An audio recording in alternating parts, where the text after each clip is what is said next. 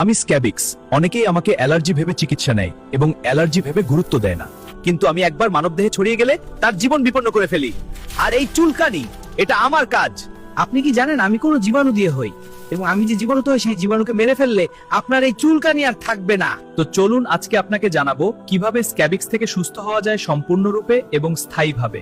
প্রথমেই বলেন, এই স্ক্যাবিক্স হয় সার্কোপ্টেস স্ক্যাবিয়াই নামক জীবাণু দিয়ে। এই জীবাণুকে মেরে ফেললেই স্ক্যাবিক্সের খেলা শেষ। তাহলে কিভাবে এই জীবনকে ধ্বংস করা যায় বা মেরে ফেলা যায়, সবকিছু এই ভিডিওটিতে জানাবো। কিন্তু তার আগে জানতে হবে যে আপনার শরীরে স্ক্যাবিক্স না অ্যালার্জি আছে। যদি স্ক্যাবিক হয় তাহলে স্ক্যাবিক্স লক্ষণগুলো জেনে নেই। স্ক্যাবিক্স হলে সাধারণত সমস্ত শরীরে ছড়িয়ে যায় এবং একজনের শরীর থেকে আরেকজনের শরীরে ছড়িয়ে যায়। যেমন একজনের কাপড় আপনি পরিধান করেছেন বা একজনের সাবান শ্যাম্পু ব্যবহার করেছেন, তার শরীরে যদি এই জীবাণুটি থাকে তাহলে আপনার শরীরে চলে আসবে। বেশিরভাগ শরীরের সংস্পর্শে এবং কাপড়ের মাধ্যমে এটি ছড়িয়ে থাকে।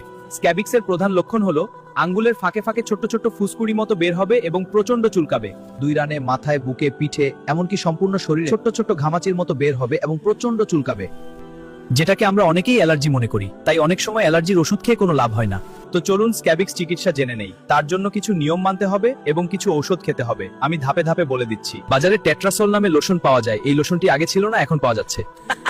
আরো অনেক কোম্পানির আছে, তবে আপনারা একটু কষ্ট করে খুঁজে টেট্রাসোল লোশনটি নেবেন। এটি ব্যবহার করবেন রাতে গলা থেকে পায়ের পাতা পর্যন্ত। খুব ভালোভাবে মালিশ করে নেবেন। মনে রাখবেন, আপনি যদি কারো সঙ্গে রুম শেয়ার করে থাকেন তাহলে এই চিকিৎসা তাকেও ফলো করতে হবে, না হলে আবার হয়ে যাবে। এবং আপনার পরিবারের সঙ্গে থাকলে পরিবারের সকলকে এই চিকিৎসা নিতে হবে একসাথে। লোশনটি শরীরে লাগানোর পর যদি রাতে পানি ব্যবহার করার প্রয়োজন হয়, তার ফলে যেখানে যেখানে পানি লেগে লোশনটি ধুয়ে যাবে, সেখানে সেখানে আবার রুমে এসে লোশনটি লাগাতে হবে। মনে রাখবেন, লোশন ব্যবহারের ক্ষেত্রে একটু ভুল করা যাবে না। ভুল করলেও চিকিৎসা বাতিল, লোশন কাজ করবে না। সাথে বাজারে স্ক্যাবো নামে ওষুধ পাওয়া যায়, 6 mg 12 mg, চাইলে এগুলো খেয়ে নিতে পারেন, তবে রেজিস্টার চিকিৎসকের পরামর্শ অনুযায়ী। এটা মনে রাখবেন। এখন আসুন চিকিৎসার মূল অধ্যায়ে। আপনার পরিবারের সকল সদস্যর সমস্ত ব্যবহার করা কাপড়, এমনকি বিছানার চাদর, বালিশের কাভার, গামছা, অর্থাৎ যে জিনিসগুলো প্রত্যেকদিন আপনারা ব্যবহার করে থাকেন সেগুলো। যেদিন লোশনটি ব্যবহার করবেন সেই রাতে সমস্ত কাপড় একটি প্লাস্টিকের বস্তার মধ্যে ভরিয়ে ফেলবেন এবং বস্তার মুখ খুব শক্ত করে বেঁধে নেবেন। নেওয়ার পর এমন একটি জায়গায় বস্তাটি রেখে দিবেন যেখানে প্রচন্ড গরম থাকে, কোনো বাতাস প্রবেশ করতে পারে না। সারাটি রাত সেটির মধ্যে গরমের ফলে ঘেমে যাবে এবং এই জীবাণুটি ঘেমে যাওয়ার ফলে মারা যাবে।